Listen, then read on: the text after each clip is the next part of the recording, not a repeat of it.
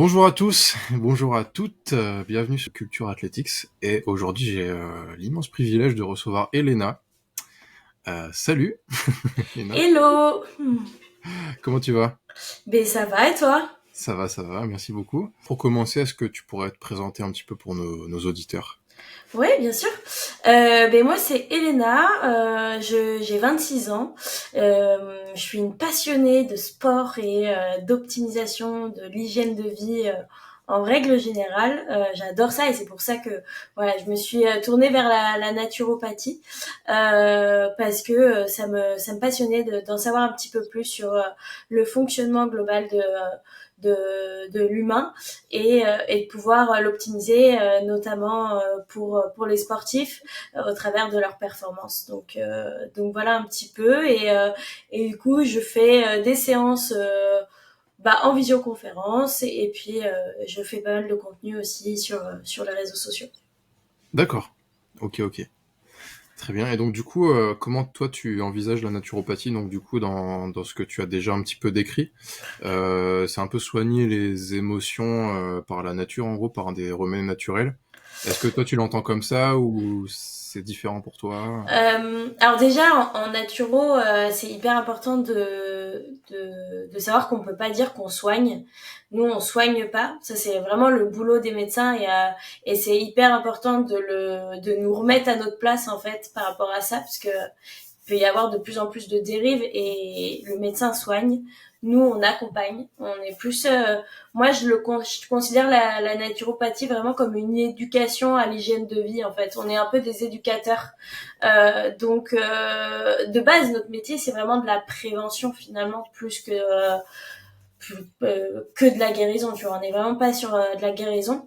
Euh, mais la naturopathie, aujourd'hui, c'est la troisième médecine traditionnelle qui est reconnue par l'Organisation mondiale de la santé. Et pour faire simple, elle a l'objectif de maintenir ou de rétablir un état de bien-être global par des techniques naturelles. Donc, on va avoir des pistes de réflexion qui vont être sur l'état de vitalité, sur le système nerveux, sur le microbiote, sur le sommeil, sur l'alimentation. Finalement, on fait un vrai travail de fond pour aller chercher la cause des déséquilibres. Donc, ça passe par aussi la nature, enfin le côté, la connexion aussi à la nature. Et tu parlais des émotions et la gestion des émotions, elle est hyper importante en naturopathie. Euh, on va essayer de prendre l'être humain finalement dans sa globalité et ça passe voilà par cette gestion des émotions. On le sait aujourd'hui, on est dans une société qui est en pleine frénésie, on est tout le temps stimulé, on a peut-être 80% de la population qui est en ville, on est tout le temps exposé au bruit, à la pollution, à ce côté stress, pression qu'on peut avoir aussi dans les jobs.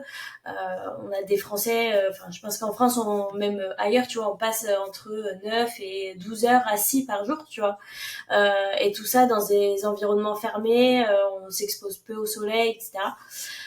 Donc forcément, génétiquement, on n'est pas fait pour ça de base, tu vois. C'est On n'est sûr. pas du tout fait pour ça, et du coup, ça peut créer forcément des pathologies derrière, tu vois, des problématiques de l'anxiété, du stress, de la dépression, du burn-out. Donc forcément, la naturo, elle va t'aider à un peu te reconnecter à ton environnement en te conseillant de t'exposer plus au soleil, de prendre le temps d'aller marcher, de sortir un petit peu de la ville, d'aller voilà en forêt, d'aller à la mer, de faire du grounding, de pouvoir voilà passer le plus de temps finalement au contact des éléments qui nous entourent, de la faune et de la flore pour pouvoir gérer nos émotions, et ça a un vrai impact et on le ressent en nature, ouais, totalement. Bien sûr. Et du coup, est-ce que c'est vrai qu'à toute cette nouvelle génération, les réseaux sociaux, machin, etc., c'est vrai que globalement, c'est vrai que beaucoup, bah, comme tu l'as dit, 80% des gens vivent en ville. Et c'est vrai je trouve qu'il y a une espèce de déconnexion avec la nature et ce qui nous entoure. Et est-ce que, du coup, toi, est-ce que toi, toi-même, tu as toujours été entouré de nature, etc. Ou genre tu as appris à la découvrir et tu vois. Euh, Moi, j'ai eu la chance et le privilège de grandir en campagne, dans une maison avec un jardin, avec un papy qui était agriculteur et qui venait en cheval dans mon jardin, tu vois, pour passer le déjeuner avec nous. Enfin, c'est juste complètement lunaire, mais je trouve ça juste incroyable, tu vois, d'avoir pu vivre ça. Je me rappelle que voilà, on faisait le cidre de pomme, mais vraiment à la main, tu vois. On l'aidait, nous, en tant que tout petits. Nous, les trucs qu'on faisait, c'était aller dans les bottes de foin pour pouvoir jouer avec nos cousins, tu vois. Je trouve ça juste magique de pouvoir avoir vécu ça. Je passais beaucoup de temps dehors, on créait des cabanes. Enfin, je pense que j'ai eu ce côté une grosse relation quand même avec la nature. Mes parents m'ont beaucoup éduqué avec mon frère aussi sur ça. Et on a eu la chance de voyager, tu vois, beaucoup au travers de notre enfance. Donc, on a eu une ouverture aussi d'esprit et même culturelle, tu vois, à ce qui nous entoure. Au travers de la langue, au travers des différentes traditions culturelles des différents pays, tu vois. Et je trouve que c'est une ouverture d'esprit qui est essentielle. Aujourd'hui, voilà, mon frère, il a énormément voyagé. Ça a été un peu le backpacker de la maison. Et nos parents nous ont jamais empêché de partir découvrir l'autre bout du monde et nous connecter aussi avec notre environnement. Je pense que j'ai toujours depuis voilà petite eu cette connexion quand même assez forte à l'environnement. Mais après, tu vois, j'ai aussi été happée par les réseaux sociaux. Je suis cette génération qui a grandi avec un petit peu l'émergence d'Internet, etc. Bien sûr. Donc forcément, petit à petit, je me suis aussi déconnectée de mon environnement pour être davantage sur les écrans, sur l'ordi, sur tout ça. Et donc depuis que je me suis mise un petit peu plus en naturo, moi j'ai souffert d'insomnie chronique pendant plusieurs années, donc c'est aussi pour ça que j'en suis arrivée à la naturopathie. Et finalement de me reconnecter avec mon environnement, de comprendre quel impact il a sur mes émotions, sur mon anxiété, sur mon bien-être global, ça m'a fait énormément de bien. Et donc je pense que depuis plusieurs voilà années là, je reprends cette connexion avec mon environnement, même si elle n'est pas totale et que mon rêve c'est forcément d'avoir une maison en campagne, etc. Donc voilà, j'espère, je fais tout pour que ça arrive un jour, mais dès que je peux, voilà, je vais marcher, dès que je peux, je vais à la mer, dès que je peux, je vais à la montagne. Enfin vraiment, c'est hyper important pour moi, donc oui, totalement, c'est quelque chose qui est ancré de base dans mon éducation. D'accord. Et toi, tu es de Bordeaux, du coup. Et c'est vrai que t'es quand même pas si loin de la mer, pas si loin de la montagne non plus, en Ouais, soi. ouais, c'est clair. Donc, C'est une chance. Après, de base, je viens de Nantes et du coup, d'accord. j'ai bougé un petit peu partout. Voilà, j'ai fait l'Australie, j'ai fait le Canada, j'ai pas mal bougé aussi en étant plus jeune. Je me suis installée récemment, voilà, sur Bordeaux il y a 3 4 ans et c'est vrai que c'est une ville dans laquelle on se sent bien. Moi, je suis pas en centre-ville parce que c'est quelque chose qui m'oppresse justement. J'ai besoin d'avoir ce côté où je respire et on a cette chance, oui, comme tu dis, d'être pas loin de la mer, de pas être trop loin de la montagne. Donc, dès qu'on peut, c'est balades, c'est exposition au soleil à fond, quoi. Ok. Et donc, du coup, enfin, j'imagine que le cœur du problème, c'est la sédentarité. Tout ce qui nous rend sédentaires, bah, évidemment, c'est bah, les réseaux, Internet en soi, quoi. L'internet, le fameux, Mm. qui nous a rendu un peu, oui, sur des chaises tout le temps, quoi. Bah, là, comme aujourd'hui, par exemple. Mais en même temps, c'est un très beau moyen d'échange aussi. Est-ce que du coup, dans ton approche de la naturopathie, tu vas recommander, par exemple, je sais pas, de limiter à fond les écrans, tu vois, comment tu abordes cette question-là un petit peu du coup des écrans et du coup de la sédentarité pour les clients que tu auras et... Ouais. Ben, pour moi, c'est un enjeu qui est quand même hyper important. La sédentarité aujourd'hui, ben, clairement, ça tue, hein. On est sur l'obésité qui ne cesse d'augmenter, sur des maladies métaboliques qui augmentent énormément. Donc, c'est un enjeu en fait aujourd'hui de santé qui est essentiel et qu'on doit prendre en compte. Donc, forcément, limiter les écrans, pour moi, c'est essentiel, mais d'un autre côté, la naturo, on va pas te frustrer. L'objectif, c'est pas de te frustrer, c'est d'ancrer de nouvelles habitudes et de te montrer progressivement vers quoi tu peux aller. Donc, je vais pas, si tu passes 6 heures sur ton écran, je vais pas te dire de passer à 1 heure, tu vois, ou 2 heures. Mais je vais te dire, ben, peut-être que le soir, au lieu de passer 30 minutes sur ton écran, bah, tu vas en passer 10. Et petit à petit, finalement, c'est un travail de fond qu'on fait.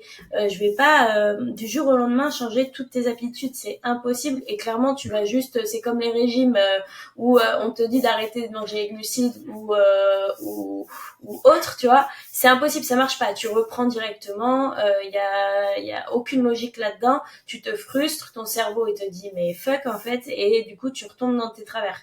Donc c'est ça qui est intéressant avec la naturo, c'est que on va aller sur un travail de fond et on va y aller progressivement. Donc forcément, limiter les écrans, ça va se faire petit à petit, plutôt que voilà de déjeuner par exemple le midi, de prendre 10 minutes à déjeuner et de passer je sais pas 20 minutes sur ton écran à scroller, ben passe 10 minutes à déjeuner, 15-20 minutes à déjeuner et puis passe 10 minutes à aller marcher, tu vois. Essaye finalement d'optimiser le temps que tu passes sur tes écrans à essayer de faire autre chose. Et en implémentant des petites habitudes, tu vois, comme ça, comme la marche, comme la lecture, comme l'écriture.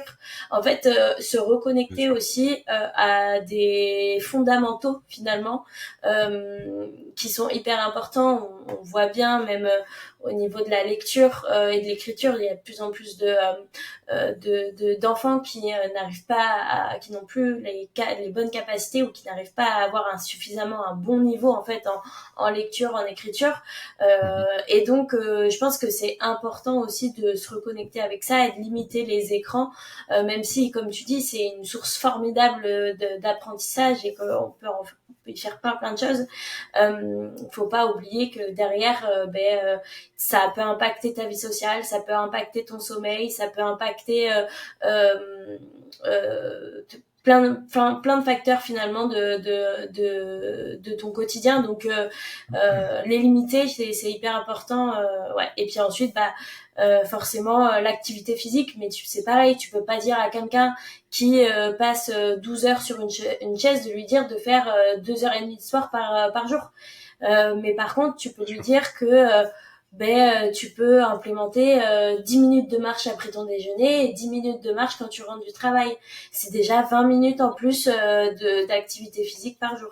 Et puis petit à petit, tu augmentes et tu essayes de l'orienter vers des choses qu'elle aime aussi. Est-ce que tu aimes danser? Est-ce que tu aimes faire du yoga? Enfin, en fait, il existe plein de disciplines Et et pas des que la fois muscu, par hein. peur, exactement. Et pas du Mhm. tout que la muscu, c'est pas même si pour moi le capital musculaire est essentiel, mais voilà, c'est un autre Bien sujet. sûr.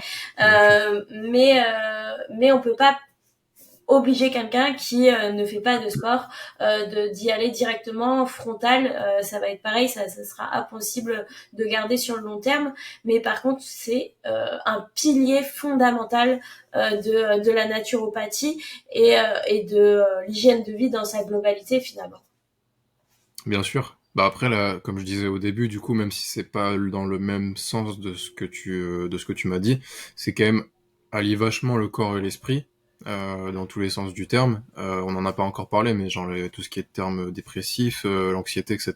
Ça va aussi énormément jouer sur c'est une maladie dégénérative de la sédentarité. Donc on est sur des choses qui sont des fléaux, quoi. Surtout dans notre pays où on est, je crois, encore pas mal concerné par la dépression, il me Mm. semble. On est le plus gros consommateur de médoc. Enfin, c'est quand même Ouais. c'est quand même assez alarmant. Et du coup, donc toi, dans ton approche, donc y aller progressivement, etc. Effectivement, je pense que c'est mieux que d'y aller tête baissée pendant une semaine ou deux, et puis ben De tout voilà, lâcher derrière, hein. tout Ouais, lâcher. Bah de toute complètement. façon, les gens sont très drastiques avec eux-mêmes dès qu'ils veulent du C'est ça changement. aussi. Ouais, c'est ça. En fait, les gens, et c'est comme, tu vois, le côté réseaux sociaux. En fait, avec les réseaux sociaux, on a de la dopamine, tu vois, tout le temps, tout le temps, tout le temps. Le fait d'être tout le temps sur les écrans, finalement, on va avoir un système de récompense qui est biaisé, finalement. Parce qu'on est tout le temps dans la récompense. On est tout le temps dans on me donne mon shot de dopamine, et finalement, ça déglingue nos neurotransmetteurs. Donc on n'a plus du tout cet équilibre au final qui s'installe, et donc c'est pour ça qu'on veut tout de suite. On veut perdre du poids, on veut perdre 10 kilos tout de suite. On veut trouver le mec de sa vie tout de suite. Enfin, en fait, tout dans notre vie est fait pour que tu l'aies tout de suite, parce que le marketing, parce que les réseaux sociaux, parce que tout, on a tout à disposition en 10 minutes, tu vois. T'as Sauf oublié qu'il y a Uber Eats. et voilà, non mais complètement, et c'est exactement ça. Mais sauf qu'aujourd'hui, il y a des choses qui sont juste impossibles à avoir en 10 minutes. Il faut que tu laisses ton corps réagir. Il faut que tu laisses ton système nerveux réagir. On est des êtres qui vont, qui sont sur de la longévité, tu vois. Donc, il faut créer ça de manière progressive. Tu peux pas y aller en 10 minutes, c'est impossible. Bien sûr. Ah oui, c'est comme tout, je veux dire. Enfin, aujourd'hui, t'apprends la guitare, tu vas pas commencer à faire, je sais pas, sauf si t'en as envie et que t'as le temps, mais genre tu vas pas faire 20 heures de guitare et puis après ne plus rien faire. Enfin, voilà, c'est genre, comme tu dis, c'est tout de suite, c'est très extrême tout de suite. Combien de gens, tu vois, je crois, ou tu crois sûrement, qui veulent aller courir le deuxième deuxième jour après le jour de l'an pour voilà, déculpabiliser, commencer la nouvelle année, ils vont courir. Ils font un 10 km, ils sont épuisés, et puis ils reviennent avec des blessures, ils reviennent avec... C'est ça. ils ont mal le lendemain, ils ont mal partout, etc. Progressivement, genre, tu vois. Ouais, ouais, non. Mais en Step fait, by le step, problème, tu vois. c'est ça, c'est on n'a plus la capacité à patienter, tu vois, à genre se poser et genre rien faire, ou juste mais prendre le temps. Ça, c'est notre génération, c'est terminé ça. Et c'est mais puis je suis la première, hein, franchement, je suis la première à quand je fais rien à culpabiliser ou à me dire ok, faut que je regarde mon tel ou machin. En fait, Bien c'est sûr. devenu des réflexes où on a besoin d'avoir ce côté dopamine qui nous active, qui nous stimule. Mais derrière, mais on déglingue notre système nerveux, tu vois. Et finalement, on n'est plus dans la progression. On est vraiment dans le tout de suite, au frontal, quoi. Et ça crée ensuite des dépendances et des problématiques diverses et variées. Ouais. C'est clair. Complètement. Du coup, donc la naturopathie, du coup, ça embrasse, j'ai l'impression, énormément de choses, à la fois l'activité physique, l'alimentation, l'esprit, enfin, en fait, rééquilibrer sa vie globalement, quoi, tu vois. Ouais. Quelle différence tu ferais avec un coach sportif qui, enfin, les coachs sportifs sont très présents sur les réseaux, etc., tu vois. Qu'est-ce que tu différencierais, pardon, d'un naturopathe et un coach sportif, tu vois? Mais déjà, nous, on peut pas créer de programme de sport, on peut pas tout ça, on n'a pas Ouais, la connaissance cette biomécanique, tu veux connaissance, dire. exactement cette Mm. connaissance que vous allez avoir sur toute la partie biomécanique du corps humain. Et nous, on va vraiment se baser sur l'hygiène de vie, mais en profondeur. Donc, ça va être l'hydratation, l'alimentation, le sommeil, la gestion du stress, la micronutrition, voir s'il n'y a pas des carences, essayer de gérer les émotions par des conseils, par des tips. Donc finalement, ça regroupe énormément de choses, et c'est ça qui est intéressant de travailler en complément du coach sportif, parce que je pense qu'en fait, on est hyper complémentaires, parce que pour le coup, nous, on va travailler sur cette optimisation-là qui va en fait amener à la performance sportive derrière. et qui va permettre finalement à aller plus loin dans la programmation sportive, à pouvoir avoir une meilleure récupération pour faire des meilleures séances, pour pouvoir aller plus loin dans les charges d'entraînement, etc., dans l'intensité. Donc la naturopathie n'a rien à voir avec le coaching sportif, mais par contre elle est hyper complémentaire à ce que eux font avec leurs clients. Bien sûr. Et du coup, est-ce que, par exemple, enfin, c'est vrai qu'un coach lui aussi va essayer de, voilà, enfin, travailler avec son client pour qu'il améliore son alimentation, etc. sur d'autres points. Mais c'est vrai que sur la gestion du stress, par exemple, peut-être qu'il y a moins de, euh, c'est peut-être enfin, le Pousser. coach est peut-être moins concerné par ce genre de trucs, alors que c'est vrai que un coach plus un naturo, peut-être qu'après ça peut faire un budget pour certaines personnes aussi. Ah ben Mais complètement. Mais c'est comme tout et j'en parlais récemment. Mais euh, en fait c'est des priorités que tu mets dans ta vie et en fait aujourd'hui nous en France on a un système de santé qui est génial parce que il permet de rembourser la majeure partie de la prise en charge de notre santé. Donc dès qu'on a un pépin, on sait que derrière on va pouvoir être remboursé et tant mieux, tu vois, j'ai envie de te dire, on a cette chance-là. Mais à côté de ça, ça a créé une dépendance à ce système-là qui fait que on n'est plus du tout dans la prévention de la santé, mais on est dans la guérison pure, tu vois. Mhm. Donc les gens, ils vont attendre au dernier moment que la maladie elle se déclare, qu'ils soient au fond du seau, pour pouvoir aller se faire soigner. Et le problème, il est là en fait, c'est que derrière nous, en tant que naturaux, on est plus sur normalement un système de prévention.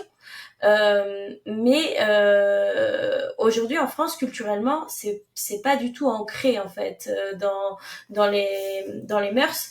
Et Mhm. alors que je pense que tu vas aux États-Unis, vu le prix que ça coûte de se faire soigner, tu fais de la prévention, tu vas avoir un coach, tu vas avoir un naturo, tu vas avoir toutes ces médecines alternatives pour optimiser au maximum ta santé, pour éviter derrière de dépenser 10 000 $ dans C'est clair. des médicaments, tu vois.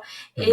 Et c'est le problème qu'il y a en France aujourd'hui, et c'est pour ça que il y a vraiment un souci aussi à ce niveau-là, c'est qu'il manque un vrai rôle d'éducation et de prévention donc ça c'est très dommage et comme tu dis nous aujourd'hui on n'est pas remboursé à part par certaines mutuelles et heureusement ça commence à arriver mais ça met du temps donc je comprends que ça soit un budget mais derrière c'est où tu mets tes priorités, c'est où est-ce que tu mets tes priorités dans ta santé, donc dans un coaching, dans de la naturo, dans de la diététique, peu importe.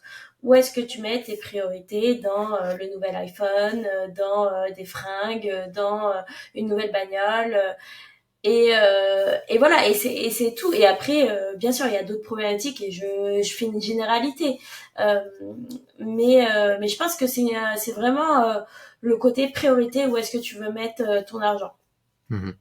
Mais c'est intéressant ce que tu dis parce que c'est vrai que tu vois aux États-Unis en fait ils ont pas d'autre choix que d'être préventifs s'ils veulent pas raquer en fait tout simplement tu vois Exactement, exactement. parce que nous tu vois genre bah enfin je parle pas à titre personnel mais c'est vrai que aujourd'hui les gens s'imaginent que voilà on est remboursé de beaucoup de choses tu vois on est beaucoup dans un système de d'assistanat voilà en France. Et est-ce que les gens finalement, bah, ils se disent pas, bah, à quoi ça sert d'être préventif? De toute façon, on va me soigner et je serai pas, tu vois, il y aura Ouais, pas de contraintes complètement. spécialement, tu vois. Complètement. Et en fait, et derrière, on se retrouve avec des gens qui ont des listes de médicaments qui font un bras, tu vois, parce que derrière, ils savent que c'est remboursé, donc ils vont se tourner vers des techniques médicamenteuses, tu vois, mais qui vont juste mettre un pansement sur la blessure, et puis finalement, une fois que tu enlèves le pansement, la blessure, elle est toujours là, hein, ça va saigner, hein. Mhm. Mais ils mettent le pansement, alors que il faudrait aller chercher la cause finalement, d'où vient le saignement, pourquoi tu Mhm. saignes finalement. Et c'est ça qui permettrait derrière d'avoir sur le long terme des vrais résultats, plutôt que de retourner tous les 6 mois chez ton médecin parce que tu as le même problème. C'est clair. Et du coup, ça, tu penses que ça passe du coup par beaucoup de prévention? Ouais, ouais, ouais, Euh, complètement. mais du coup, même, tu vois, parce que j'essaie de faire un peu l'avocat du diable entre guillemets, mais tu vois, si les gens se disent finalement, bon bah à quoi bon faire de la prévention, tu vois, de toute façon, dès que je serai malade, je vais me soigner et puis basta, tu vois.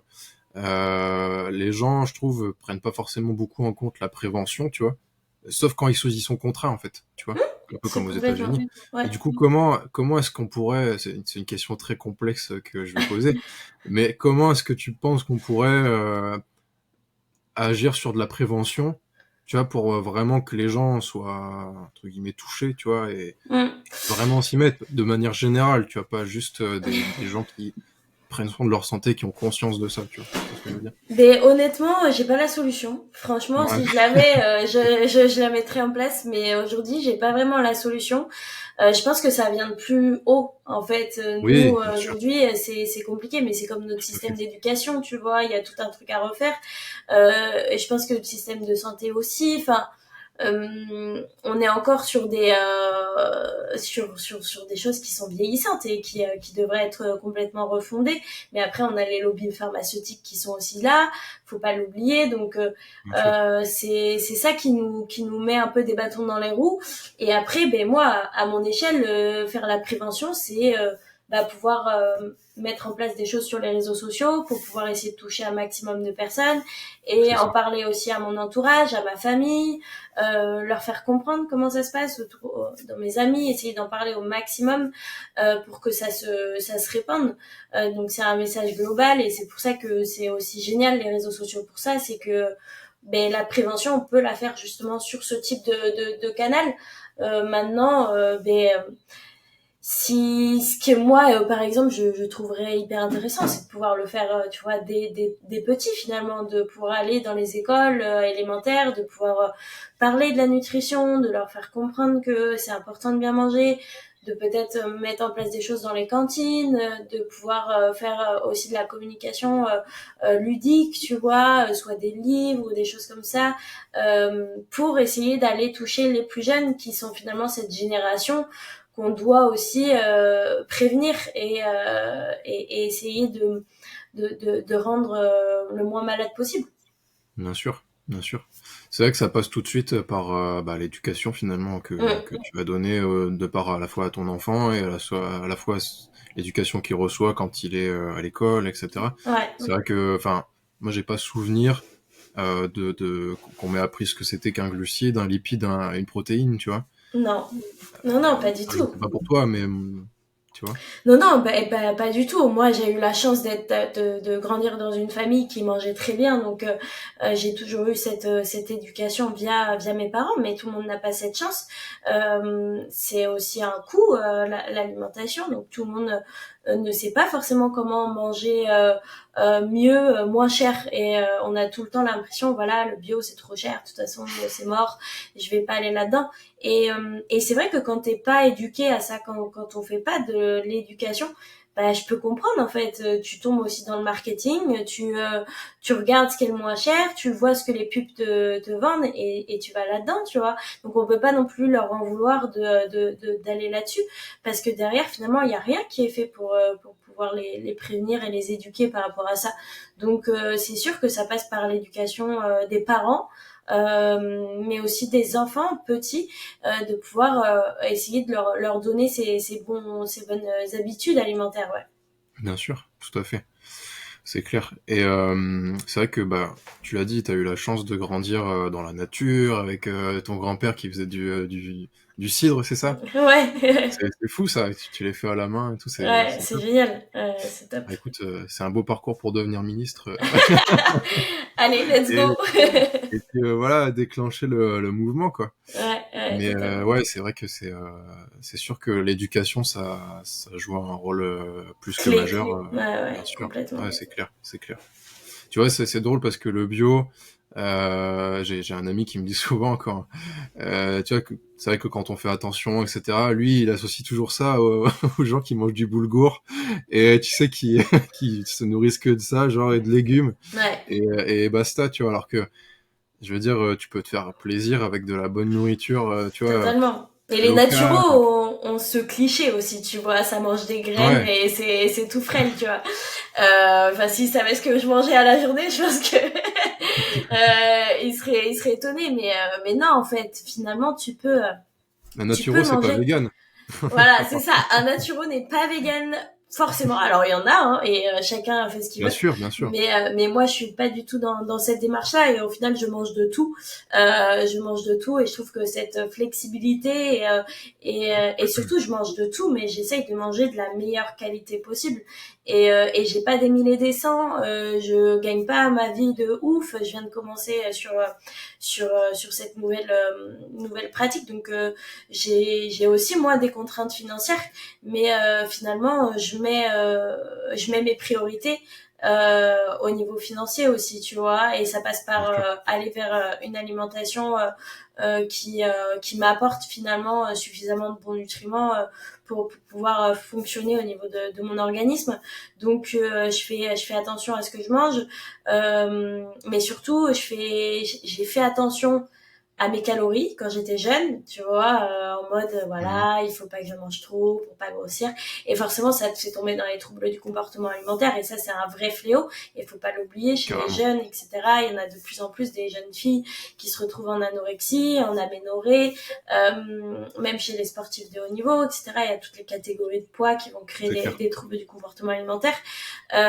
Et puis, ben, comme on parlait aussi, l'anxiété, le stress, ça peut créer aussi des TCA, de la boulimie, des choses comme ça. Donc c'est important d'en prendre conscience. Donc aujourd'hui, je suis plus du tout là-dedans, mais au contraire, je vais chercher à optimiser mon alimentation en lui apportant le plus de choses variées, de bonne qualité, en allant voilà sur des viandes de qualité. Je vais pas en manger 15 par jour, 15 par semaine, mais par contre, je vais peut-être manger une viande rouge par semaine, voilà une fois de la viande rouge par semaine. Et ça va Mhm. être de la viande qui a été en pâturage, que je sais d'où elle vient, Bonne qualité. ça va être de bonne qualité. Et après, derrière, je vais essayer de varier au maximum mes apports en protéines de bonne qualité, parce que ça, c'est essentiel. Pareil, au niveau des fruits, des légumes, même si c'est pas forcément tout le temps bio, mais je vais essayer d'aller plutôt sur du circuit court, tu vois. Je préfère à la limite le circuit court que le bio, entre guillemets, même si le bio, c'est toujours mieux que le reste. Bien sûr. Mais on sait comment il y a un lobby aussi autour du bio, et que bon, c'est aussi beaucoup de marketing, donc faut faire C'est sûr. toujours attention Mhm. à ce que tu fais.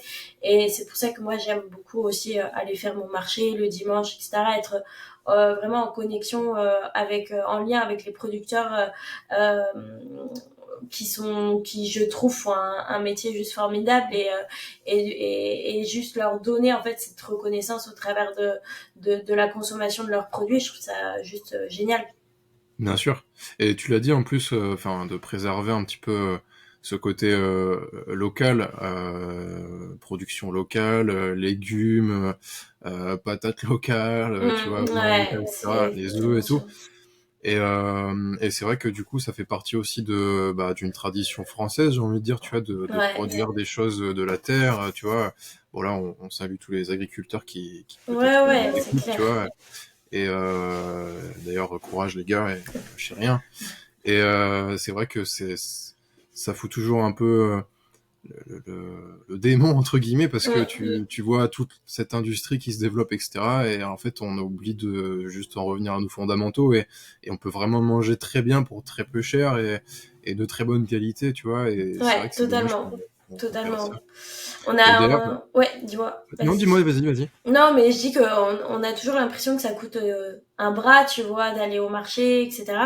Alors, il y a des marchés qui sont plus ou moins chers. Il faut aussi se renseigner, tu vois, il faut tester, faut aller voir ce qui se passe. Il y a des AMAP aussi qui sont hyper intéressantes, qui parfois te permettent d'avoir des produits pas chers. Il y a plein de choses qui sont mises en place même les ventes en ligne, tu vois. Il y a le site pourdebon.com qui est hyper intéressant, qui, euh, qui permet d'avoir aussi de la viande producteurs locaux, tu sais d'où elle vient, qui est souvent moins cher aussi que le bio en supermarché. Donc il faut aussi s'intéresser à ça, tu vois. Je pense que c'est aussi un travail de recherche si vraiment tu as envie de bien manger. Et après, honnêtement, moi, je vais sur un marché, voilà, à Bruges qui est juste génial, et j'ai créé un lien avec les producteurs qui sont juste Hmm, fous, tu vois. C'est trop génial. Ils te reconnaissent, ils te c'est demandent ça. comment ça va. Je trouve que c'est tellement différent que d'aller dans un supermarché et de juste prendre tes aliments et te barrer, et au final C'est ça. c'est assez dépressif comme endroit. Mais là tu crées un vrai lien, et tu vois, mon producteur, au niveau de ses œufs, ils sont vachement moins chers qu'un supermarché. euh, c'est 3,60 € les 12 œufs, qui viennent vraiment de la terre, genre vraiment Mhm. c'est poule à lui, tu vois. Et alors Il y a que encore le caca de en la poule sur l'œuf. voilà, non mais C'est amoureux. clairement, mais t'as encore les plumes, quoi, c'est ouf. Et pareil, moi j'ai un poissonnier, à chaque fois il me fait des prix.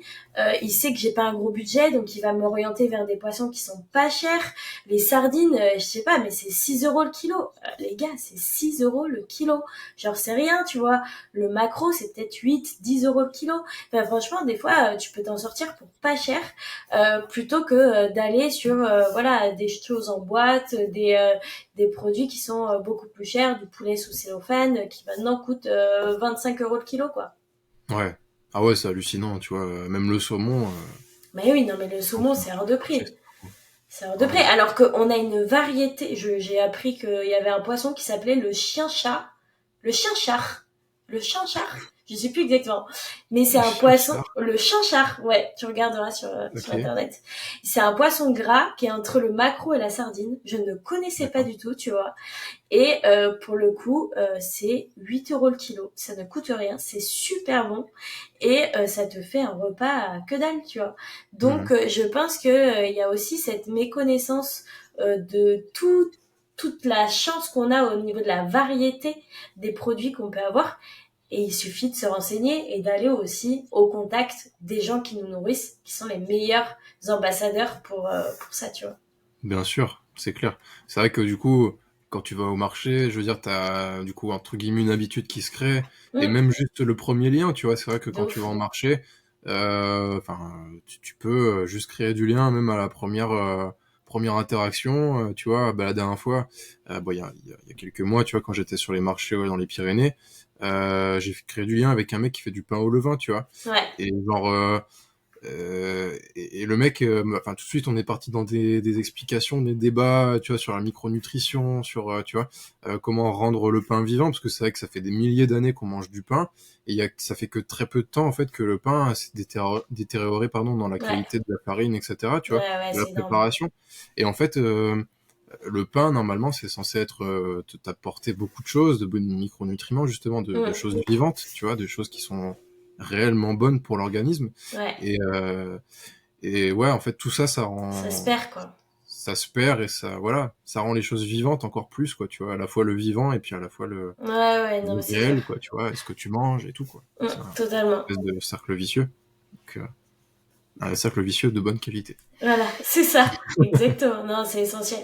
Il faut aussi remettre au centre, voilà, cette richesse culturelle qu'on a en France, avec des producteurs qui se battent pour pouvoir nous donner des choses de qualité. Donc, je pense qu'il faut leur redonner aussi cette reconnaissance, et c'est eux qui nous nourrissent au final. Donc, il faut pas l'oublier, et je pense que on a tous notre contribution par rapport à ça. C'est clair. Moi, c'est une thématique qui est très chère au podcast et il y a l'image de la marque. Et donc, c'est sûr que c'est un sujet qui est particulièrement intéressant et franchement, la culture française. Voilà. Clairement, Soyez clairement. patriotes, les gars, n'ayez pas peur. Un peu de patriotisme, ça fait pas de mal. Surtout pour bien manger et rester en bonne santé. Exactement. Hmm. Parlons un petit peu complément alimentaire. Oula. Parce que c'est... Ouais, parce que forcément, la naturo, j'imagine en tout cas, parce que je ne connais pas bien la naturo pour être honnête. En tout cas, enfin voilà, je pense que les bases, Ouais, ouais, ouais, simplement. bien sûr. Euh, les compléments alimentaires, c'est devenu vraiment une industrie particulière, c'est devenu un commerce, voilà, bah, très proche des réseaux sociaux, etc., avec beaucoup de publicité, beaucoup de marketing, etc.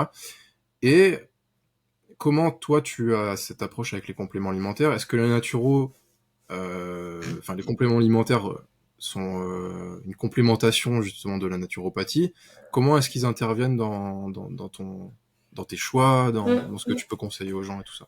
Ouais, les compléments alimentaires, c'est un vrai sujet pour le coup qui est assez maintenant présent hein, via les réseaux sociaux, le marketing qui est en effet autour.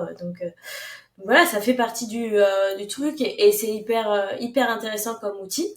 Maintenant, comme le dit le nom, hein, c'est un complément. Donc ça vient en complément de ton alimentation.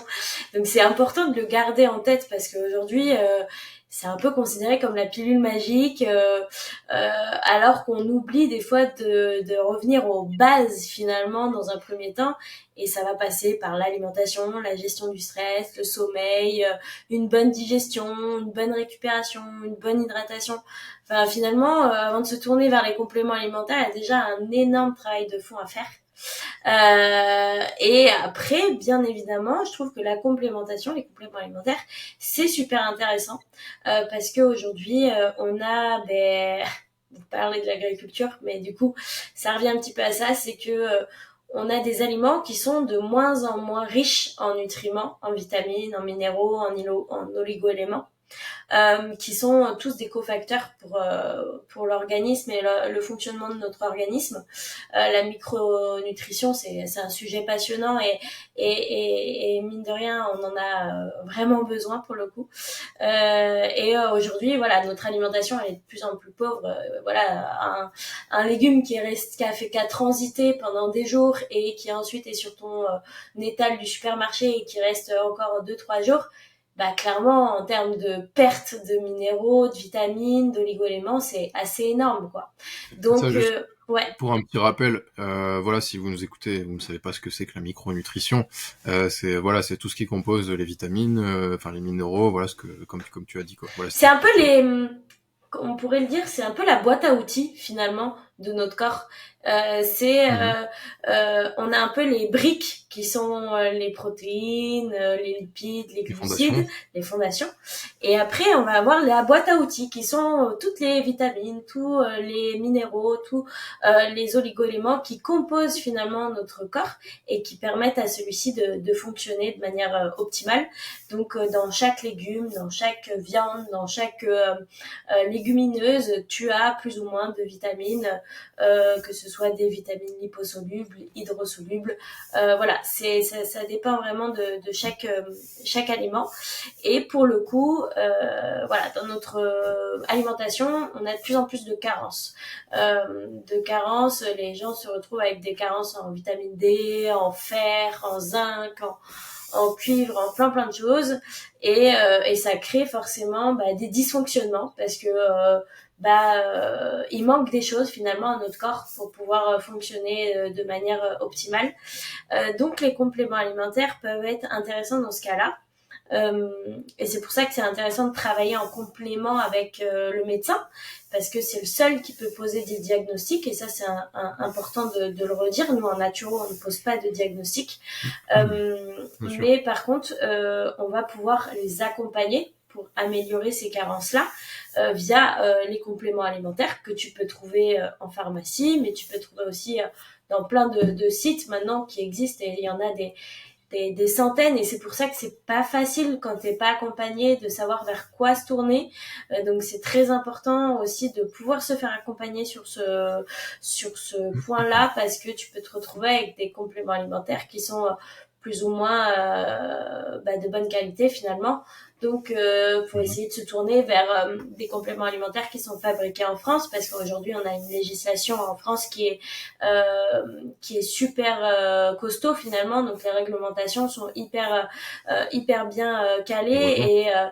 et heureusement, mais du coup c'est pas le cas dans tous les pays. Et donc nous on a cette chance d'avoir une vraie grosse réglementation, même si c'est pas évident pour les fournisseurs. Au moins ça c'est un vrai gage de qualité pour les consommateurs. Donc se tourner vers des choses de qualité qui parfois coûtent un petit peu plus cher, mais moi je considère qu'on peut toujours rajouter 5 euros de plus pour sa santé. Donc c'est un Mhm. petit budget. Maintenant, nous en naturopathie, on fait aussi en fonction des budgets. Et avant d'aller sur de la complémentation, on va essayer peut-être d'augmenter les portions de vitamines ou de minéraux dont l'organisme a besoin via l'alimentation. Donc de changer dans un premier temps l'alimentation pour qu'elle puisse apporter le plus de choses. Par exemple, si as besoin d'oméga 3 et que finalement t'en as pas dans ton alimentation, on va déjà aller chercher sur les petits poissons gras, on va essayer d'augmenter cette partie de ton alimentation. Et si vraiment c'est des choses que t'arrives pas à manger, problème de goût, problème d'éthique ou quoi, là dans ce cas-là on peut aller sur une complémentation. Mais on fera toujours dans un premier temps par l'alimentation, et puis ensuite sur les grosses carences et les problématiques majeures, là on peut aller sur de la complémentation. D'accord. Et d'ailleurs, j'ai une très bonne question d'une amie avant le podcast, là, donc je lui disais que voilà, j'allais record le podcast avec une naturo et tout ça. Et elle me disait, mais du coup, est-ce qu'elle travaille avec les huiles essentielles? Est-ce que, tu vois, c'est vrai qu'il voit pas forcément, du coup, naturopathie, il pense tout de suite tu sais, à des remèdes de De grand-mère. grand-mère, voilà, Ouais, avec complètement. Mais les oui, huiles oui, il y a des essentielles et vrais tout. clichés encore, et c'est ça Ouais, qui est intéressant de venir dans des podcasts, c'est pour justement essayer de faire des bugs. comprendre au plus de personnes possible que finalement c'est beaucoup plus complexe que ça, et ça va Bien bien sûr. au-delà de juste les plantes. Mais pour le coup, les huiles essentielles, c'est super intéressant, c'est un bon outil à utiliser aussi sur plusieurs thématiques, hein. Ça peut être sur des douleurs de cycle menstruel, ça peut être sur des problèmes de sommeil, des troubles de la digestion. Voilà, il y a plein de plantes qui sont très intéressantes à utiliser en huile essentielle.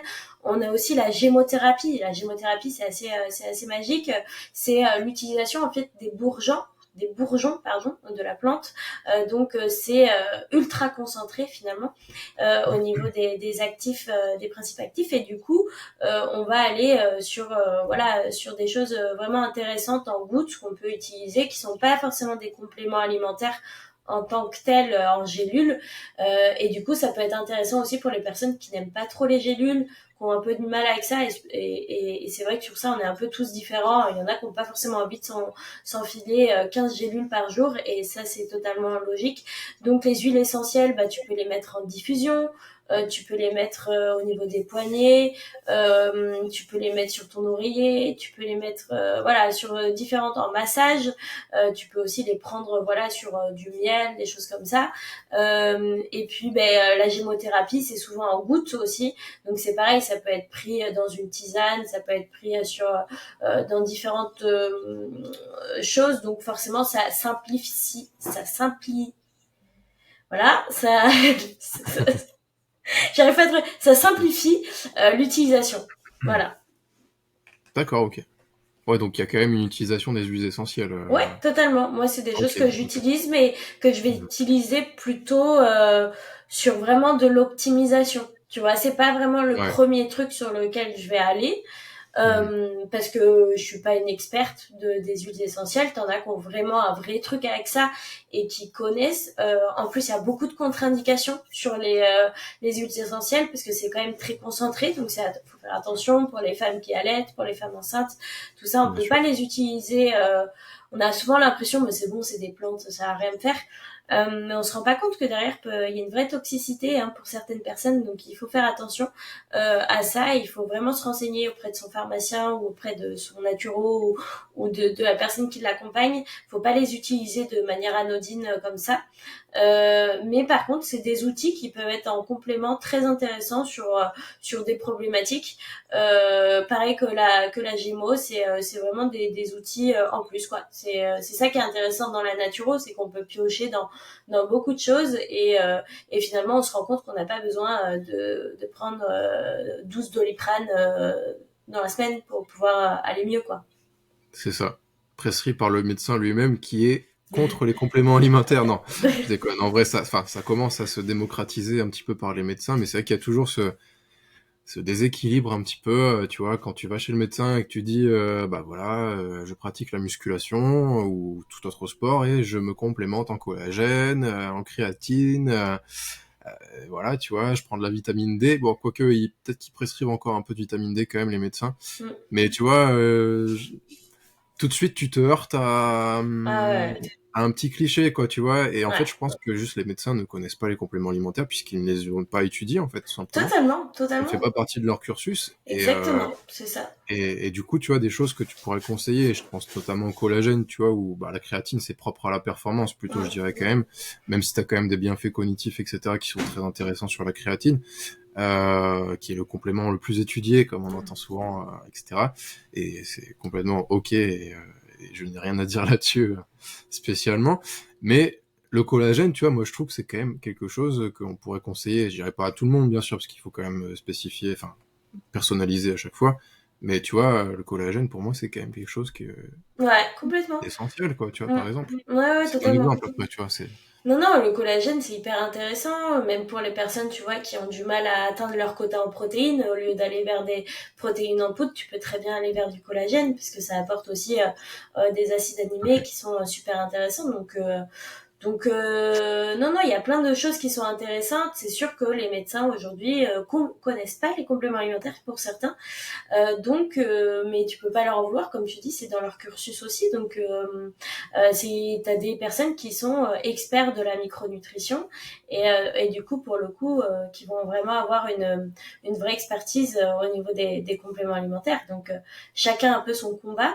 Après, le problème aujourd'hui, c'est qu'on est aussi un peu dans une errance médicale et que il est parfois difficile d'avoir un peu des infos sur ses carences, sur son état de santé en général. Les analyses bio, c'est pas toujours évident d'en avoir. Certains te disent bah non mais c'est bon, t'es jeune, t'as pas besoin de ça, etc. Alors que tu te retrouves avec des gens derrière qui ont des vraies pathologies et des vraies problématiques. Donc voilà, c'est comme t'as mal, c'est dans ta tête, t'as pas tes règles, t'es en aménorrhée, on va te mettre la pilule, enfin voilà, t'as plein de choses comme ça qui sont complètement illogiques et du coup bah ça forcément ça met un peu des bâtons dans les roues quoi. Je pense qu'il y a une question de lobby sans être Ah mais c'est sûr. complotiste ou quoi que ce soit, tu vois, ou... Mm. Ouais ouais ouais, c'est sûr. ouais. Il y a aussi tout ce monde-là. Après moi je connais pas bien et j'ai Oui, pas bien sûr, forcément envie de de m'y rentrer connaître là-dedans. plus que ça Mm. finalement. Mm. Mais oui oui il y a aussi toute cette question là. Bien sûr, ouais, tout à fait. Ok. Maintenant, parlons d'entraînement, si tu le veux bien, Elena, Ouais. puisque je sais que Avec tu es, grand plaisir. je sais que tu es adepte de la musculation. Ouais, totalement. La muscule. Ça soulève lourd. Lourd. Voilà. Ouais, bah, c'est sûr que porter lourd, pour certaines femmes, c'est encore, tu sais, genre à la muscu, Ah, mais ah, attends, on va tu portes devenir lourd des alors que t'es une monstres. femme.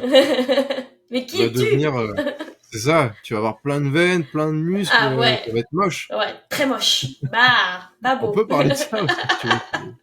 C'est un vrai sujet, ça. Ouais, c'est un vrai sujet pour le coup, mais non, moi Ouais. ça fait quoi? Ça fait euh, 5-6 ans que depuis ouais mes 20 ans, tu vois, que je me suis mis à la musculation. Voilà, j'étais un petit gabarit, hein, j'étais toute frêle, toute fine, et j'avais envie de voir ce qui se cachait là-dessous, et si on pouvait construire un Mhm. peu de muscle. Ça m'a aussi bien aidé pour les troubles du comportement alimentaire, parce que ça m'a permis de comprendre que pour soulever lourd et pour construire de la masse musculaire, il fallait manger. Donc c'était vraiment Bien sûr. assez puissant pour ça. Et Ce qui est assez, je oui, te coupe 2 secondes, c'est, excuse-moi, ce qui est assez paradoxal aujourd'hui, comme on disait tout à l'heure, c'est que les gens aujourd'hui, quand ils veulent maigrir, ils arrêtent de manger ou ils mangent des feuilles de salade. C'est encore, j'ai l'impression que c'est encore, enfin, c'est assez pour notre présent, ouais. génération, peut-être qu'ils sont un peu moins là-dessus, puisqu'il y a les réseaux, etc., Ouais. il y a les vidéos qui se développent et tout. Mais nos parents, nos grands-parents, tu vois, ou même des générations un peu en dessous, sont toujours là-dedans, quoi, tu Ouais. vois. Et en fait, quand on va en salle de sport et qu'on parle à ce type de personnes, qui n'est pas forcément très réseaux sociaux pour le coup, ils sont encore vachement là-dedans, quoi. Et Mm. pour perdre du poids, faut que j'arrête de manger, quoi. Ou Il y a un vrai imaginaire collectif là-dedans, et ça, c'est bah, après, c'est les années de marketing sur les régimes divers et variés qui sont arrivés voilà, en France via la publicité, etc. Donc après, on peut pas leur en vouloir, hein, c'est pareil, hein, Bien c'est sûr. une question d'éducation et de savoir. Mais non, la construction d'un capital musculaire, pour moi, c'est un vrai pilier, notamment de la naturopathie, tu vois. Ça fait partie des choses que je conseille à mes consultants de pouvoir, sans vouloir dire squatter 100 kilos, hein, mais de faire un peu de renforcement musculaire, de se créer un capital musculaire parce que derrière, c'est un vrai facteur de longévité. On a besoin de muscles parce que ça va créer aussi de nouvelles mitochondries. Les mitochondries, c'est un peu la centrale énergétique du corps.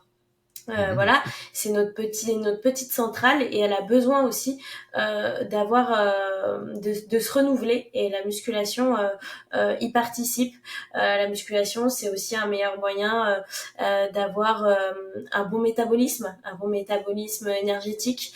Plus tu as de muscles, plus tu vas dépenser de l'énergie, plus tu vas aussi avoir une meilleure résistance à l'insuline, tu vas aussi avoir un meilleur sommeil, tu vas gagner en confiance, tu vas avoir moins de stress.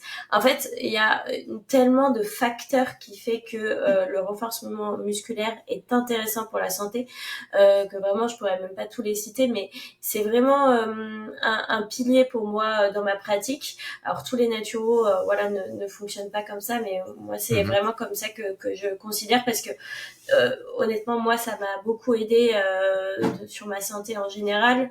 Euh, et c'est quelque chose que je veux continuer vraiment sur le long terme. Mais en plus, bah voilà, plus on vieillit, plus on a une perte musculaire qui est importante. Il faut faire aussi attention à ça. Hein, donc c'est pour ça que les personnes âgées aussi peuvent faire du Mhm. renforcement musculaire. C'est hyper intéressant. Nous, en tant que femmes à la ménopause, c'est aussi important d'avoir suffisamment de muscles pour éviter quand il y a une perte des oestrogènes, le fait qu'on ne produise plus d'oestrogènes, on va sûrement du coup davantage stocker aussi. Et donc pour éviter aussi cette prise de poids, d'avoir suffisamment de muscles est hyper importante. Donc il y a vraiment plein de raisons à mettre en place la musculation. Non, on ne va pas devenir Hulk en portant des charges, pas du tout. Au contraire, un capital musculaire, ça met des années avant de se construire. Donc c'est vraiment, faut pas avoir peur en fait de la musculation. C'est juste un vrai outil en fait à ta santé. Donc tout simplement. Bien sûr. Et c'est vrai qu'encore une fois, bah, on est très à nouveau dans les clichés, mais c'est vrai que dans les années 80 ou les années 90, c'était considéré comme bah, même pas un sport en fait. Enfin, c'était Ouais, vraiment plus du nombrilisme, c'est ça. du monsieur muscle, tu vois. Enfin, bah, moi, j'aime le bodybuilding, le culturisme en tant que tel pour sa pratique, mais aussi La pour tout ce beauté. que ça. Mm. Ouais, voilà, bien sûr, et aussi pour tout ce que ça apporte derrière, tout ce Derrière. que ça Mm. construit, et tout ce que tu viens de citer, tu vois. Ouais, Et en fait, on s'en est rendu compte que tout récemment, en fait, que la musculation totalement. était hyper importante Ouais, pour ouais, non mais c'est clair. l'anti-âge, etc. quoi. Ouais, C'est ouais, mais on se rend pas compte que le muscle joue un vrai rôle au niveau du fonctionnement de notre organisme. Donc, si on en crée, c'est pas pour rien. Donc, je pense qu'il y a vraiment un intérêt pour les personnes, même, tu vois, pour les personnes en surpoids, c'est hyper intéressant. Ça te Mhm. permet, tu vois, de gagner en muscle tout en perdant en masse graisseuse. Donc forcément, tu vas aussi pas avoir besoin d'être dans des régimes forcément très drastiques parce que finalement, tu vas créer du muscle, donc tu vas créer plus de dépenses énergétiques, donc tu vas pouvoir aussi potentiellement continuer enfin manger en tout cas suffisamment, tu vois, sans se frustrer, sans être dans un apport calorique qui est très très bas. Donc la musculation dans une perte de poids, mais c'est juste génial, tu vois, c'est un super outil. Pour les personnes aussi qui sont diabétiques, tu vois, qui ont du mal, du coup, qui ont une résistance à l'insuline qui est complètement déséquilibrée, mais pouvoir muscler, c'est hyper, avoir un capital musculaire, c'est très très intéressant. Ouais. Mhm. Tout à fait.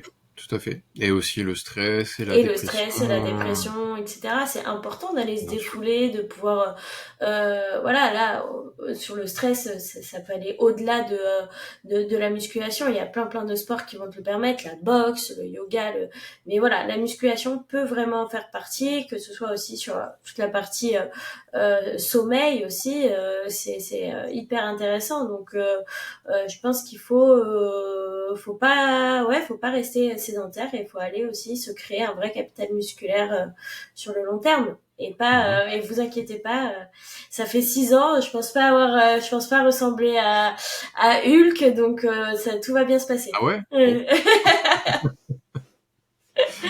non, Ah, je vois non, les veines sur le front et tout, ouais, non, je c'est non, flippe, hein. non, mais faut pas oublier que, en plus, je trouve, et honnêtement, la féminité, tu vois, c'est important. Je trouve que c'est hyper important de la garder en tant que femme. On a souvent peur qu'en prenant du muscle, on perd de cette féminité. Mais au contraire, moi, je trouve qu'on en gagne aussi, tu vois, parce que au final, on va créer aussi des formes harmonieuses. On va pouvoir gagner en fessiers. On va pouvoir, voilà, avoir des belles épaules. Je trouve que c'est toujours joli d'avoir des certaines formes plutôt que d'être toute fine, quoi. Mhm, bien sûr. Ouais, tout à fait. Et malheureusement, t'as encore, comme on disait tout à l'heure, beaucoup de clichés sur bah, justement la féminité et la musculation. Genre quand tu vois quelqu'un, enfin, je pense encore une fois, c'est pas ciblé hein, sur les générations plus anciennes, mais c'est vrai que c'est tout un côté culturel où la musculation est arrivée. Bah voilà, enfin, moi il y a 10 ans quand j'ai commencé, c'est vrai que tu voyais pas beaucoup de nanas en salle, tu vois, pour être Ouais, très honnête. c'est clair. Et c'est vrai que c'est hyper bien que les réseaux sociaux ont pu du coup mettre en lumière enfin, ce sport, oui, c'est Ouais. cette pratique d'activité sportive et tout. Euh, non, activité sportive tout court. Et, et c'est vrai que du coup, les générations encore d'avant, du coup, ben, ne comprennent pas nécessairement, tu vois, ce besoin de renforcement musculaire. Ouais. Tu vois, par exemple, je vais te donner un exemple tout simple. Mon père, il adore courir, tu vois, il court 1 à 2 fois par semaine et il fait beaucoup de bricolage, etc. Mais pour lui, c'est inconcevable d'aller dans une salle de sport, tu vois, et faire du renforcement. Ouais, ouais, c'est clair. Enfin, c'est pas inconcevable, il a déjà testé, voilà, je le remercie. Mais tu vois, genre C'est pas pour son lui, c'est truc, pas quoi. possible d'être enfermé, tu vois, d'être dans une salle de sport, bah c'est tu vois bon quelque part peut-être que c'est considéré comme une perte de temps, tu vois, entre guillemets quoi, Mmh. pour cette génération-là. Après, je comprends, tu vois, c'est des générations qui n'ont pas du tout évolué de la même manière, qui ont une activité physique qui est complètement différente d'aujourd'hui, tu vois. Moi aussi, j'ai un papa qui court beaucoup. Au final, la course, c'est vraiment plus quelque chose justement de ces générations-là. Mais à côté de ça, c'est hyper traumatisant. Donc il a des gros problèmes de dos. Donc aujourd'hui, il n'arrive plus à courir. Et en fait, Hmm. ben, quand je lui parle aussi de renforcement musculaire, il en a maintenant conscience, tu vois, parce que aujourd'hui, ben, il n'a pas une sangle abdominale qui est suffisamment forte. Il a un manque de muscles aussi au niveau des dorsaux, etc. Donc il a Mhm. une posture qui s'est détériorée. Et, euh, et aujourd'hui, il en prend conscience. Et aujourd'hui, voilà, il va faire des séances de kiné. Et le kiné essaye de renforcer, justement, avoir un vrai impact sur le renforcement de son capital musculaire, qui a pris un peu cher, tu vois, avec les années. Et avant, c'était pour lui inconcevable. Mais maintenant, il dit, bah ouais, j'ai peut-être loupé un truc, tu vois. Mais je peux comprendre que aller en salle, ça peut faire chier. C'est totalement logique, tu vois. Être enfermé, Mhm. tout ça, t'as des générations qui ont besoin d'être à l'extérieur. Mais aujourd'hui, franchement, on a des trucs géniaux avec des endroits où tu peux faire du street workout. Au poids du corps, tu peux faire des super trucs, des tractions, des pompes, du squat. Il n'y a pas besoin d'aller sur des charges énormes, tu vois, pour déjà pouvoir avoir un minimum de capital musculaire intéressant. Aujourd'hui, t'en as plein qui n'ont pas accès à des salles de sport et qui arrivent à s'entretenir et à avoir, voilà, ce côté peut-être un peu cardio, mais aussi un petit peu de renfort pour pouvoir utiliser les fibres musculaires différemment et pouvoir créer ce capital musculaire sur le long terme, quoi. Bien sûr, tout à fait. Sur les techniques d'entraînement, euh, Parce que voilà, dans la musculation, c'est un fait, il y a la musculation, mais il y a aussi beaucoup d'autres pratiques dérivées. T'as le crossfit, Ouais, t'as du coup le body, donc le culturisme, t'as l'entraînement hybride, je crois, ça s'appelle maintenant. Enfin, ouais, t'as plein de choses. t'as plein de choses. Et c'est vrai que bon, voilà, après là, je m'adresse voilà peut-être à des gens qui sont débutants ou intermédiaires, etc., et qui sont perdus avec la masse d'informations. Alors, c'est trop bizarre parce que, comme je disais tout à l'heure, il y a à la fois la génération qui n'est pas réseaux sociaux du coup et qui n'a pas du coup cette masse d'informations et qui est complètement désinformée et qui justement se heurte à notre Ouais, génération et aux nouvelles qui arrivent. Et, et donc du coup en fait il y a à la fois un manque d'informations d'un côté et à la fois un trop plein d'informations et les gens sont perdus, tu vois, ouais, complètement, complètement. et ils savent plus quoi faire et comment prendre du muscle, etc. Toi, comment tu abordes cette question? Après, voilà, je sais que en tant que naturo, c'est pas du coup l'entraînement, tu fais pas de planning d'entraînement, Mm. etc. Mais comment est-ce que tu aborderais la chose avec quelqu'un qui est perdu et qui te Ouais. dirait, Mais ouais, ouais, non, mais je comprends, hein, c'est pas évident, c'est sûr. Mais comment j'aborderai? Mais je pense que déjà, ça dépend des envies aussi, tu vois, de chacun. Il y en a qui c'est ça, vraiment qui sont pas sur la musculation et c'est pas leur truc et c'est pas grave en fait. Il y a c'est ok, plein bien sûr. de moyens de se renforcer musculairement, surtout sur des personnes qui de base ne font pas du tout de sport. Rien que d'aller marcher, ça va recréer aussi un petit capital musculaire. Alors ça va être pas grand chose, mais petit à petit peut-être qu'elles vont aller sur d'autres choses. Il y a le Pilate aussi qui est un bon moyen de renforcer son capital musculaire avec une bonne sangle abdominale. Enfin il y a vraiment plein de moyens de pouvoir gagner en muscle. Même les sports collectifs, hein, on se rend pas compte, mais certains sont hyper demandants en muscles et te créent vraiment un vrai bon capital musculaire. Donc Mhm. je pense qu'il faut pas se cantonner que à la musculation, même si ça reste un outil formidable. Mais après, sur des personnes qui ont quand même envie de s'y mettre, mais qui savent pas trop comment et vers quoi se tourner, en fonction déjà du budget. Parce que si une personne a un budget à mettre, ben moi je le conseille directement d'aller vers un coach sportif parce que, enfin honnêtement c'est vraiment les bases en fait. Il va te donner les fondamentaux, il va t'éviter de te blesser, il va te donner un vrai programme sportif. T'as pas besoin de réfléchir, de chercher, de machin. Non, t'as tout qui est déjà en place et si possible en présentiel. C'est encore mieux parce que pour le coup là en termes de posture etc tu t'évites de faire des bêtises quoi, surtout au début quand on est vraiment dans les tout débuts c'est pas évident. Après je pense que je conseillerais aussi pourquoi pas certains coachs que j'aime bien sur les réseaux sociaux d'aller les suivre, d'aller regarder ce qu'ils font, quels sont les programmes aussi parce que t'en as qui font des programmes qui sont plus ou moins accessibles et qui permettent tu vois d'avoir déjà un premier euh, vision sur les programmes qui peuvent être intéressants. Donc voilà un petit peu comment moi je les orienterai et de pas hésiter aussi à demander aux personnes qui sont en salle, les coachs qui sont en salle voilà, de leur poser des questions, de pas avoir peur en fait. C'est aussi ça, tu vois. Il y a beaucoup de nanas qui ont peur d'aller sur les plateaux de musculation parce que ce sont des femmes, parce qu'il y a beaucoup d'hommes et parce que tu as ce regard, tu vois, qui parfois peut être assez gênant. Donc elles n'osent pas, elles n'ont pas forcément confiance.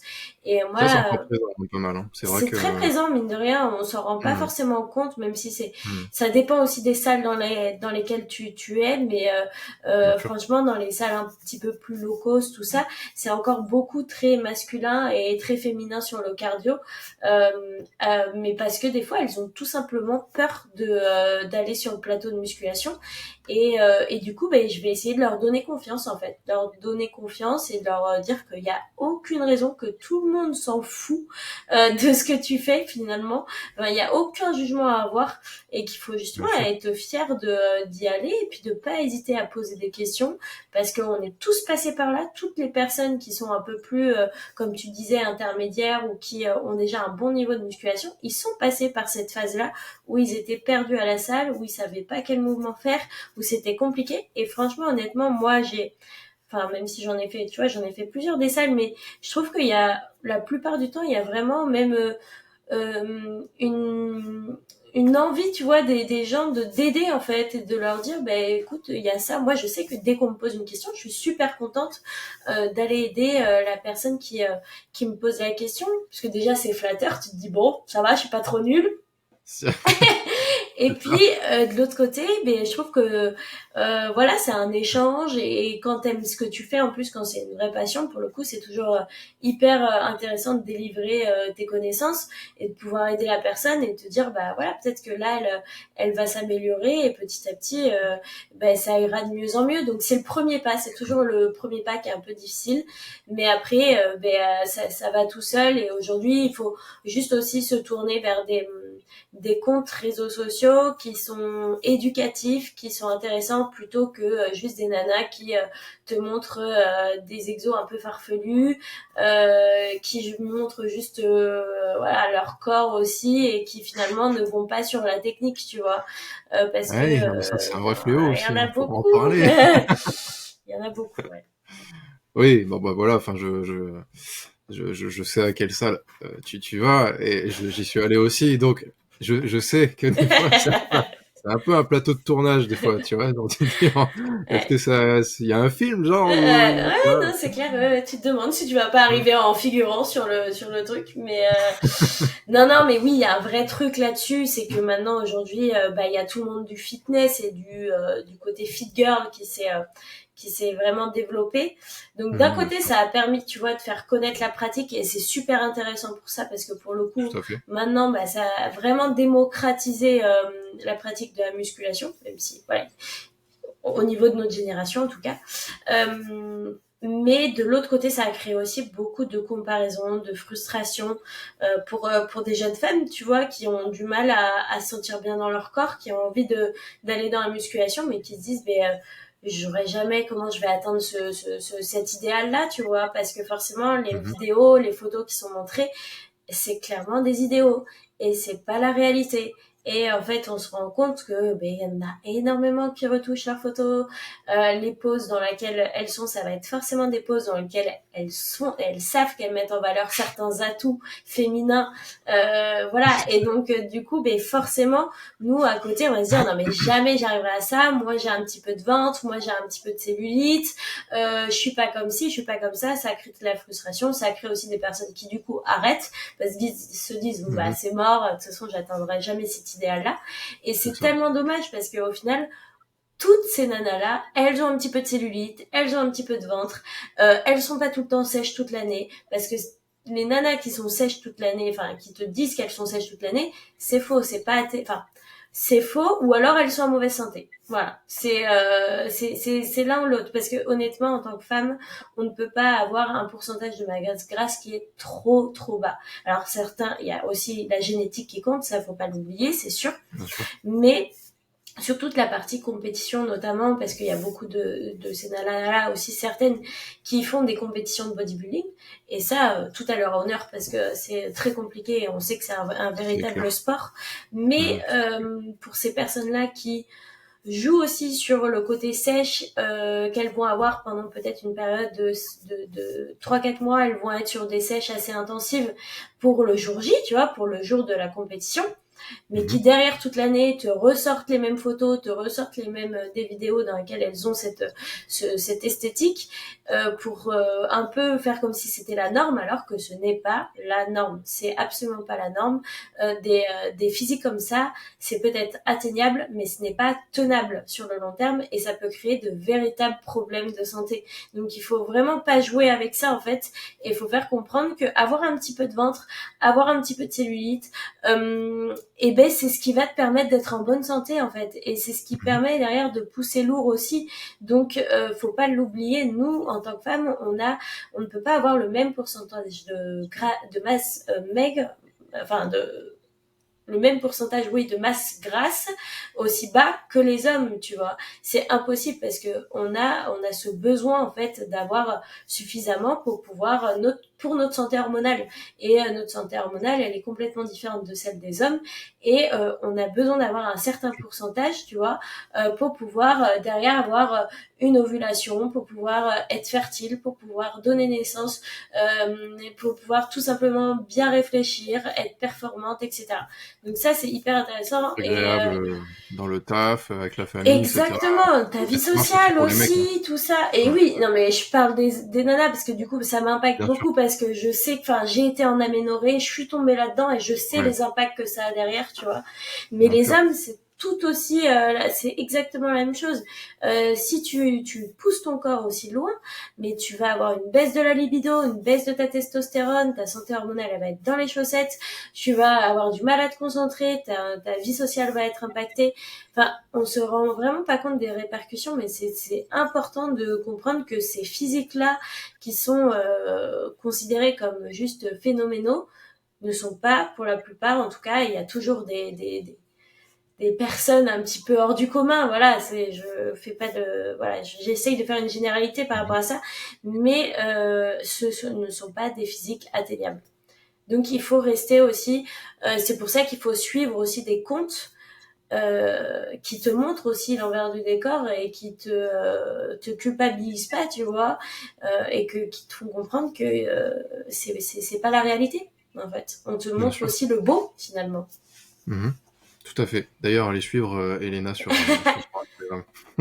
T'as pas un TikTok, je crois. T'as pas de TikTok encore. Ouais, j'ai essayé, mais ça me fait perdre plus de temps qu'autre chose. J'ai un peu de mal avec cette plateforme-là. Si je peux Ok. essayer déjà que je passe beaucoup de temps sur Instagram, alors si en plus je dois passer du temps sur TikTok, je vais jamais m'en sortir. Ouais, c'est vrai qu'après, c'est dur d'être partout, mais en même temps, Ouais, c'est vrai qu'Instagram, ça reste le biais le plus simple, et puis ouais, que c'est ce moi que je t'aimes préfère. aussi. C'est... C'est ça, c'est exactement ça. Je pense que c'est aussi une Mm. question de préférence. Donc, je vais pas aller sur une plateforme juste pour aller à une plateforme. Je trouve que ça n'a pas d'intérêt et puis ça serait pas authentique de ma part. Donc, Bien sûr, bien sûr. Ok, bah écoute, merci pour toutes ces réponses. avec grand Euh, plaisir. on va continuer dans la performance. Et écoute, mon premier invité, donc c'est le patron, j'ai envie de dire, de l'application Metal Workout que j'ai reçu du coup précédemment. Et on a parlé évidemment de musique et de performance. Et j'avais envie de te poser un peu cette question toi aussi, ce qui m'a du coup répété pas mal que bah, la musique a des effets sur la performance. Est-ce que toi, tu utilises la La musique musique. comme outil pour te booster, comme outil Ouais, thérapeutique, on va ouais. dire, ou même de perf, quoi. Dis-moi un petit peu. Oui, de base, oui, mais j'ai cassé mon casque il y a pas longtemps, donc faut que je me rachète. Mais ça, c'est juste l'anecdote. Mais oui, de base, j'aime beaucoup ça. J'aime beaucoup la musique. Je trouve que ça donne un vrai coup de boost. Et notamment, voilà, quand j'ai besoin de faire des RM pour me mettre dedans, dans ma bulle, etc.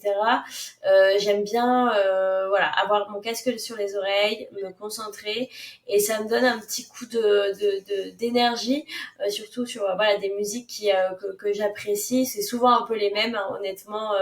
Il y a ma petite playlist favorite pour pouvoir pousser lourd, mais en effet, je trouve que ça met vraiment dans un mood, tu vois, au niveau de la musique. Donc c'est quelque chose que j'aime utiliser dans mes entraînements. Ok, du coup, t'es branché plus quel style dans tes playlists? Moi, j'aime beaucoup plein de choses finalement, mais j'aime bien j'aime bien les années 2000. En vrai, ça me met dans un bon mood, tu vois, un mood un peu cool, un peu jovial. Ça me fait penser, c'est le côté un peu nostalgique de mes booms Mhm. quand j'étais jeune. Mais j'aime bien ce petit mood-là, tu vois, c'est très cool. Et après, sur la partie plus quand j'ai besoin de pousser lourd, tu vois, je vais aller sur des trucs un peu plus qui vont taper un peu plus, donc un petit peu plus techno, tu vois, ou aller sur des remixes des fois aussi qui sont pas mal faits. Donc il y a Two Way que j'aime bien, tu vois, qui envoie pas mal sur des remixes Mhm. qui font des trucs sympas. Donc voilà. Mais après, tu vois, je suis pas une grande adepte de musique de base. Tu vois, j'adore ça, j'aime bien, mais je vais pas connaître les artistes sur le bout des doigts. Donc je suis assez ouverte à plein de trucs finalement au niveau de la musique. Par contre, le métal, j'ai un peu de mal. Je suis désolée, je sais. Ah, J'ai pas encore réussi à passer le cap, mais attends, on dit ne jamais dire jamais, ça arrivera bien peut-être. sûr, bien sûr. Mais Je t'enverrai des petits ouais, trucs. voilà, tu m'enverras des Peu- petites playlists qui te, qui, ouais, qui ouais, peut te faire un petit peu, j'ai envie de dire rentrer dans l'univers, quoi, tu complètement. vois. Mais je pense que c'est ça aussi, tu vois, c'est de se confronter aussi à des gens qui connaissent bien cet univers-là et qui peuvent t'orienter vers des choses qui sont peut-être moins hard que ce qu'on peut connaître aussi de base sur le métal, tu vois. Il y a Mais les clichés, voilà, il y a aussi les clichés, exactement. toujours, hein. Ouais, Toujours. toujours la même Ils sont chose. tenaces, les clichés. Ouais, ils sont tenaces. Mais voilà, non, je suis hyper ouverte à plein de choses au niveau de la musique. J'aime beaucoup aussi la musique latine, tu vois, pour plutôt le côté danse. Mais vraiment pour les entraînements, ouais, ça va être soit variété, soit un peu plus techno, remix. J'aime bien aussi tu sais, les remix un peu de classique aussi. Ouais, Tu vois, qui tape un peu, tu ouais. vois, qui t'a le Mhm. côté classique avec les instruments, qui est super intéressant avec Mozart, et derrière, c'est remixé avec un peu de techno, de boom boom et de percussion, Mhm. et j'aime bien, c'est cool. Bah, c'est chouette parce que du coup, c'est vrai que ça ouvre, tu vois, de la musique du coup classique, tu vois. Mais j'ai aussi beaucoup de potes qui s'entraînent que avec de la musique classique, tu vois. Ah ouais, Alors, ça, c'est un autre d'elle.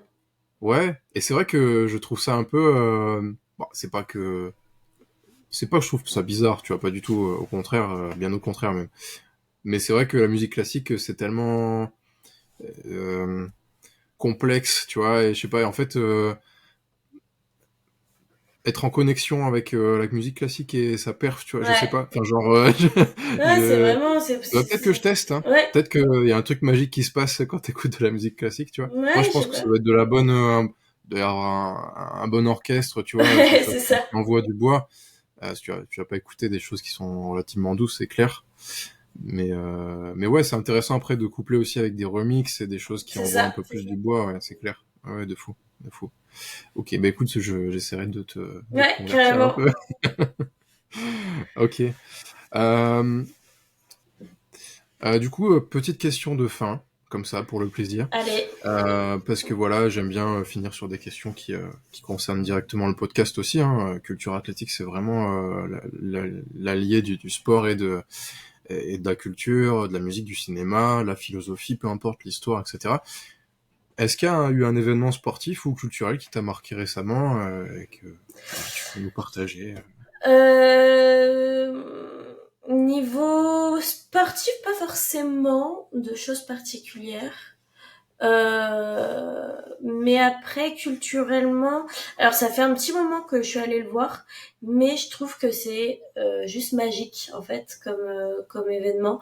C'est le Cirque du Soleil. Je pense que voilà, il y en a Mhm. beaucoup qui connaissent, mais je suis allée le voir 2 fois et vraiment à chaque fois, je crois que j'ai pleuré parce que c'est assez magique. C'est vraiment tu rentres dans un autre univers et ça avec des athlètes qui sont juste phénoménaux. C'est plein d'humour. Il y a aussi ce côté musical avec les instruments, avec l'orchestre qui est c'est phénoménal. Donc Qui moi t'emporte? ouais, qui t'emporte complètement. Donc Mhm. en termes d'événements culturels, moi j'ai beaucoup aimé ce moment-là. Et après, non, si je devais parler aussi au niveau plus culturel, mais plus peut-être bouquin, tu vois, un autre truc que j'ai bien Carrément, aimé. bien sûr. Je suis pas, enfin, j'aime bien la lecture, mais tu vois, je suis pas sur des trucs très. J'aime bien justement, tu vois, lire, mais on va dire que ça me permet de dormir, tu vois, ça m'évite de trop réfléchir. Mais il y a Encore quand même l'optimisation. exactement, on va éviter de trop s'emballer le soir et justement laisser son système nerveux un peu au repos. Mais après il y a le livre Kilomètre Zéro que j'ai beaucoup aimé de Maud Ankawa, qui D'accord. est assez génial parce qu'il fait justement le lien avec l'apprentissage un peu de ce qu'est réellement le bonheur et finalement les petites choses sur lesquelles il faut se, se, se, se reconcentrer sur le moment présent en fait qu'on vit avec les personnes qui nous entourent et du coup éviter aussi la frénésie, le stress et les anxiétés. Donc hyper intéressant, un peu développement personnel et une histoire magnifique avec dans un pays que j'aime beaucoup aussi. Donc voilà. Qui est? C'était le Népal. Le Népal, d'accord. Ouais, Ok. Ouais, ça doit être magnifique comme pays. C'est vrai que... voilà. Mais voilà. Et autrement, c'est tout pour moi par rapport à ça. Et autrement, je lis un livre en ce moment qui est Du bon sens dans notre assiette de Anthony Berthoud et qui est hyper intéressant et assez accessible pour tout le monde, qui permet un peu de remettre au centre de nos habitudes les bons conseils alimentaires et vers quoi se tourner, etc. Et c'est vraiment accessible pour tout le monde. Enfin, il n'y a pas besoin d'avoir fait des études en nutrition, etc. Et très intéressant aussi. D'accord. Ok. Bah écoute, encore un bouquin, très bonne référence Ouais, conseil à nos auditeurs pour quitter le podcast. Bah écoute, je te remercie pour ta présence. Je suis très très content de t'avoir reçu. moi Vraiment, aussi. vraiment très très content de l'échange. Et puis écoute, n'hésitez pas à aller suivre Elena sur les réseaux du coup. Elle propose vraiment du contenu qui est très très varié et du coup, si vous voulez prendre directement rendez-vous avec elle pour des conseils de naturopathe, je sais pas, j'imagine que tu as un site internet qui va bientôt apparaître. Exactement, je vais t'envoyer tout ça, mais ça sera, c'est en cours de construction, mais ça arrive vite. D'accord. Bon bah c'est cool. Bah en tout cas, d'ici là, je pense que le podcast sera sorti, donc je mettrai tout dans la description de la vidéo YouTube. Super. Et ensuite, voilà, si vous écoutez via sur une plateforme Apple Podcast ou Spotify, etc., n'hésitez pas à aller sur le YouTube et pour trouver les petits liens. Je sais pas si on peut mettre des liens sur les descriptions Spotify et tout ça, je ne sais pas. Je Oui? pense, Ok. ouais, c'est ça. Tu Ok, peux. bon bah écoute. Eh bien on va faire ça. Super. Bon ben Ok. merci beaucoup en tout cas de m'avoir reçu. C'était un vrai plaisir d'échanger. Eh ben pareillement. Je te remercie et puis à bientôt. À bientôt. Salut à tous. Merci beaucoup pour votre écoute.